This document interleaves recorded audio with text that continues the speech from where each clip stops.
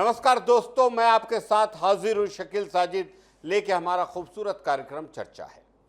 आज का हमारा ये विशेष चर्चा कार्यक्रम समर्पित है उन 5 ज्वलंत विषयों को जो न केवल आज के भारत की दिशा और दशा तय कर रहे हैं बल्कि आने वाले कल की बुनियाद भी रख रहे हैं। चाहे बात हो नागरिक ड्रोन की निगरानी की, बार काउंसिल चुनाव की जो हमारे होने जा रहे हैं छत्तीसगढ़ में, लोकतांत्रिक प्रक्रिया के ये चुनाव हैं, लोग जिससे बहुत बहुत परेशान हैं पूरे देश में या छत्तीसगढ़ में, बार बार बिजली कटौती की समस्या या फिर स्मार्ट सिटी के नाम पर हो रही लापरवाहियों की हर मुद्दा हम सभी के जिंदगी को प्रत्यक्ष या अप्रत्यक्ष रूप से प्रभावित करता है। तो सबसे पहले आते हैं, अमेरिका में उच्च शिक्षा प्राप्त करने के लिए हर वर्ष बड़ी संख्या में भारतीय छात्र आवेदन कर रहे हैं। 2024 में लगभग 3,31,602 भारतीय छात्रों ने अमेरिका में दाखिले के लिए वीजा प्राप्त किया है, जो कि पिछले वर्षों की तुलना में एक रिकॉर्ड संख्या है। 2025 तक अमेरिका में पढ़ने वाले भारतीय छात्रों की संख्या में 40% तक का इजाफा होने का अनुमान है। इससे ये स्पष्ट है कि भारतीय छात्रों का अमेरिका की शिक्षा प्रणाली में भरोसा लगातार बढ़ रहा है और एक और वजह जो मानी जा रही है कि वहां पढ़ते पढ़ते ही वो वहां पर अमेरिका में कोई ना कोई रोजगार, एक अच्छा रोजगार ढूंढ लेते हैं। अब डोनाल्ड ट्रंप द्वारा वीजा प्रक्रिया में सख्ती बरती जा रही है। ऐसे में छात्रों को सही दस्तावेज और साक्षात्कार की तैयारी अच्छी तरह से करनी पड़ रही है। कई मामलों में वीजा आवेदन अस्वीकृत भी हो रहे हैं।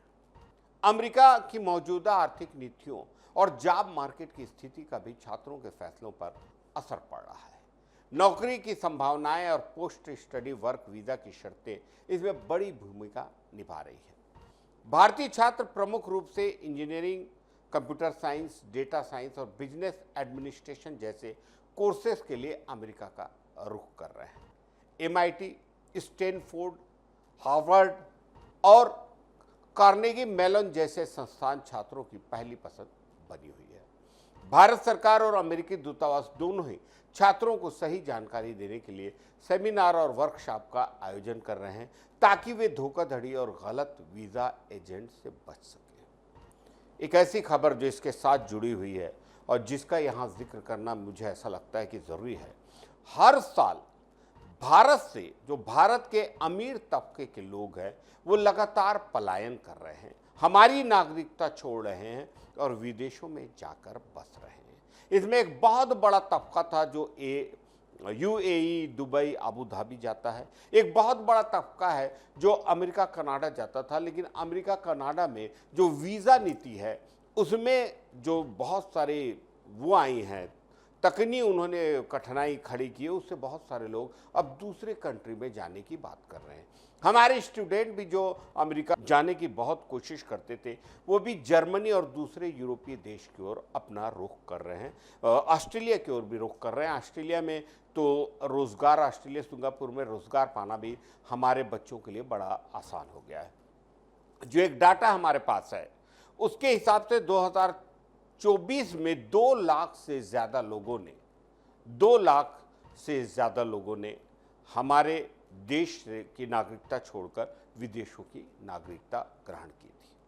भारत की अर्थव्यवस्था 7% से अधिक की दर से बढ़ रही है और वैश्विक मंच पर भारत की स्थिति शानदार और मजबूत हो रही है। इसके बावजूद बड़ी संख्या में भारतीय अमीर लोग विदेशों में बसने की योजना बना रहे हैं। ये विरोधाभास नीति निर्माता, नियंता के लिए एक गंभीर चिंता का विषय बन गया है।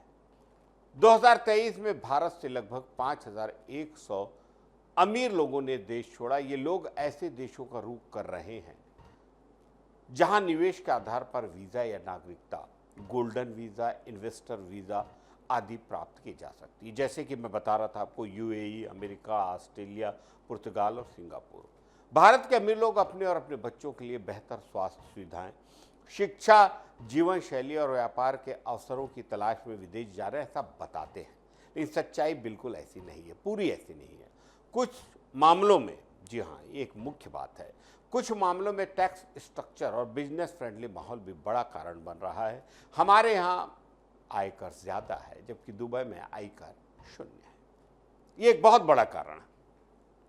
भारत में उच्च टैक्स दर, जटिल नियम और सरकारी सिस्टम की धीमी प्रक्रिया जैसे कारणों से अमीर वर्ग असंतुष्ट है। वे उन देशों में जा रहे हैं जहां टैक्स कम है, प्रक्रियाएं सरल है और सरकारों की जो नीतियां हैं वो व्यापार के अनुकूल है। जब देश का अमीर और निवेशक वर्ग विदेश चला जाता है तो न केवल टैक्स रेवेन्यू पर असर पड़ता है बल्कि प्रतिभा, अनुभव और निवेश की भी हानि होती है। इससे भारत की दीर्घकालिक आर्थिक वृद्धि और समावेशी विकास को नुकसान होता है।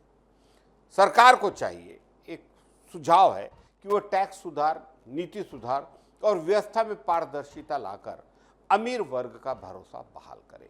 साथ ही उन्हें भारत में ही निवेश और रहने के लिए बेहतर माहौल उपलब्ध कराया जाए। अगर ये लोग भारत में ही रुकते हैं तो देश की अर्थव्यवस्था को और गति मिल सकती है। अब बताइए, हमारे देश में अभी ऐसा लग रहा है जो लोग संपन्न हैं, जो लोग बहुत अच्छे से खा पी पहन ओढ़ रहे हैं, वो तो बाहर जा रहे हैं। जो लोग भूखे हैं वो हमारे देश में हमारे साथ ही, हमारे राष्ट्र के साथ ही, राष्ट्रवाद को लेकर हमारे साथ रुक रहे हैं।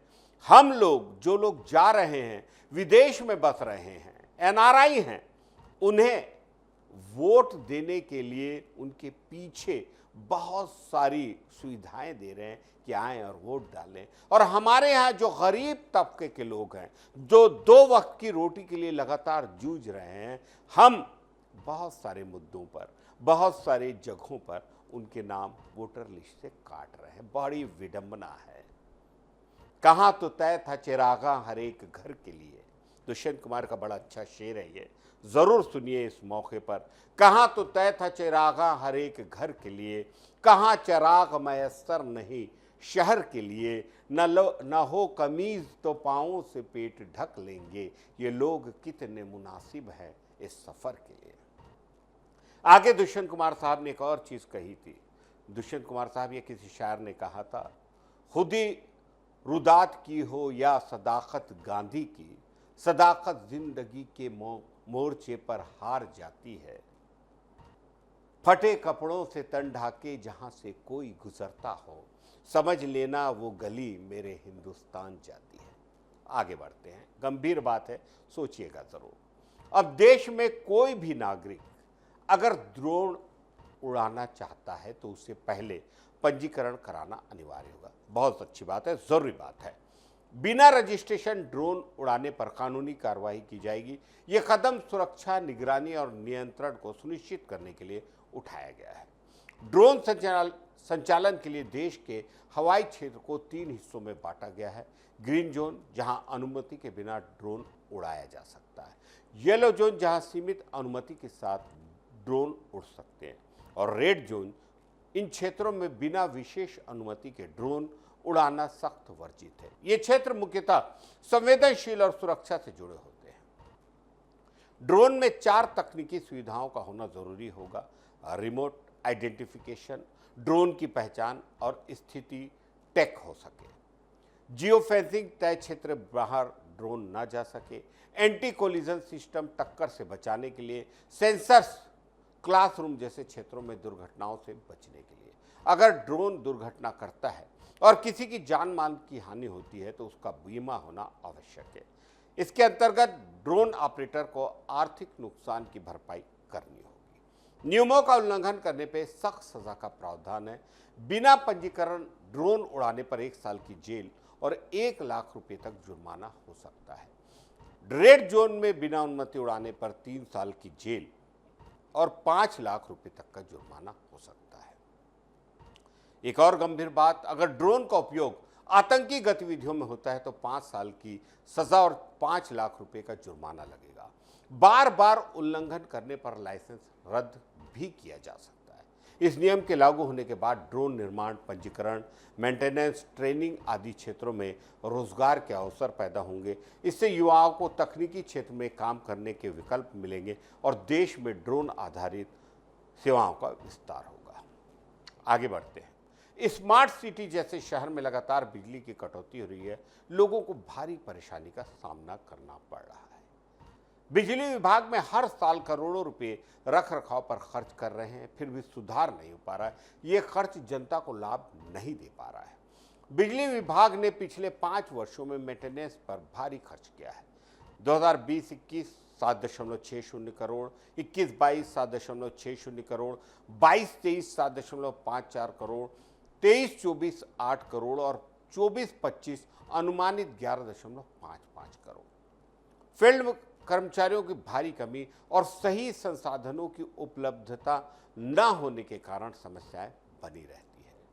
हमारी स्मार्ट सिटी के कई इलाकों में लो वोल्टेज की समस्या बनी रहती है। कॉल्स करने पर बिजली विभाग के अधिकारी जवाब नहीं देते, ऐसे आम शिकायत है। विभिन्न कॉलोनियों और क्षेत्रों में घंटों बिजली गुल रहने की शिकायत है। मेंटेनेंस के लिए बिजली काटी जाती है, लेकिन सुधार नजर नहीं आता। और आगे बढ़ते हैं। स्टेट बार काउंसिल, जहां छत्तीसगढ़ स्टेट बार काउंसिल के चुनाव 11 वर्षों के लंबे अंतराल के बाद हो रहे हैं। इस दौरान कई अधिवक्ता सेवानिवृत्त हो गए हैं, तो नए अधिवक्ता भी जुड़े हैं। ऐसे में ये चुनाव न केवल प्रतीक्षित था, बल्कि अधिवक्ता समुदाय के लिए अत्यंत महत्वपूर्ण। कुल 25 पदों के लिए इस बार 105 उम्मीदवारों ने नामांकन किया है। ये प्रतियोगिता अत्यंत रोमांचक तो हो गई है, क्योंकि सभी प्रमुख बार संघों से उम्मीदवार मैदान में हैं। इस चुनाव में कुल 23,000 से अधिक पंजीकृत अधिवक्ता वोट डालेंगे। ये सभी अधिवक्ता स्टेट बार काउंसिल के प्रतिनिधियों का चयन करेंगे, जो उनके अधिकारों और हितों की रक्षा करेंगे। मतदान की प्रक्रिया को सुगम और पारदर्शी बनाने के लिए पूरे राज्य में 83 मतदान केंद्र बनाए गए। इनमें से सबसे अधिक 9 मतदान केंद्र बिलासपुर जिले में बनाए गए हैं। मतदान सुबह 9 बजे से शाम 5 बजे तक होगा। कड़ी सुरक्षा व्यवस्था के बीच मतदान कराया जाएगा। इसके बाद 5 अक्टूबर को मतगणना होगी और परिणाम घोषित किए जाएंगे। स्टेट बार काउंसिल चुनाव में मतदान करना सभी अधिवक्ताओं के लिए अनिवार्य है। यह चुनाव न केवल नेतृत्व चयन का माध्यम है, बल्कि इससे अधिवक्ताओं की समस्याओं के समाधान की दिशा भी तय होती है। अधिवक्ताओं को अपेक्षा है कि चुने गए प्रतिनिधि उनके हितों की आवाज बुलंद करेंगे। एक और गंभीर खबर, रायपुर में एक नाबालिग युवक का ड्रग्स लेते हुए वीडियो सोशल मीडिया पर जमकर वायरल हुआ है। वीडियो में वह एक कार में बैठकर MDMA, एक सिंथेटिक ड्रग की लाइन बनाकर नोट से उसे खींचते हुए दिखाई दे रहा है। यह वीडियो खुद युवक ने इंस्टाग्राम पर पोस्ट किया था, जिससे यह स्पष्ट है यह एक सोचे समझी शो ऑफ की हरकत थी। वीडियो के वायरल होने से ये प्रश्न उठता है कि आज के नौजवान किशोर सोशल मीडिया पर दिखावे और लाइक्स के लिए किस हद तक जा सकते हैं। नशे को स्टेटस सिंबल की तरफ प्रस्तुत करना समाज और नौजवानों के लिए अत्यंत खतरनाक संकेत है। प्रारंभिक जांच में यह सामने आया है कि यह नाबालिग युवक नागपुर और गोंदिया के सक्रिय ड्रग्स नेटवर्क से जुड़ा हो सकता है। ये नेटवर्क युवाओं को टारगेट कर रहा है, खास तौर पर सोशल मीडिया के जरिए। इस लिंक के खुलासे से छत्तीसगढ़ में ड्रग्स की जड़ें और गहराई से तलाशने की जरूरत बढ़ गई है। रायपुर पुलिस और साइबर सेल ने इस मामले में गोपनीय जांच शुरू कर दी है। वीडियो को बनाने, एडिट करने और पोस्ट करने की तकनीकी जांच के लिए सोशल मीडिया अकाउंट्स और मोबाइल डेटा को खंगाला जा रहा है। पता लगाने की कोशिश हो रही है कि नाबालिग को यह ड्रग्स कहां से और किसने उपलब्ध कराया। आरोपी नाबालिग है, इसलिए मामले में जुवेनाइल जस्टिस एक्ट के तहत ही कार्रवाई की जाएगी। इसके साथ ही यदि इसमें कोई वयस्क भी शामिल पाया गया, जैसे कि ड्रग्स सप्लायर, तो उस पर NDPS एक्ट के तहत सख्त से सख्त कार्रवाई होगी। ये घटना हमारे समाज और परिवारों के लिए एक चेतावनी है कि बच्चों की गतिविधियों पर ध्यान देना बेहद जरूरी हो गया है। सोशल मीडिया की लत, गलत संगत और नशे की पहुंच बच्चों को बर्बादी की ओर ले जा रही है। इस तरह की घटनाओं को रोकने के लिए स्कूलों, माता पिता, प्रशासन को मिलकर काम करना होगा। आज के लिए चर्चा के लिए सिर्फ इतना ही। हम फिर मिलेंगे नए विषयों के साथ, नए सोच के साथ। तब तक के लिए जागरूक रहें, जुड़े रहें, सकारात्मक बदलाव का हिस्सा बनाएं, खुद भी हिस्सा बने। मेरे साथ आज की इस विशेष चर्चा के कार्यक्रम को तैयार किया फान्या देवांगन ने। हमें इजाज़त दीजिए। नमस्कार, जय हिंद।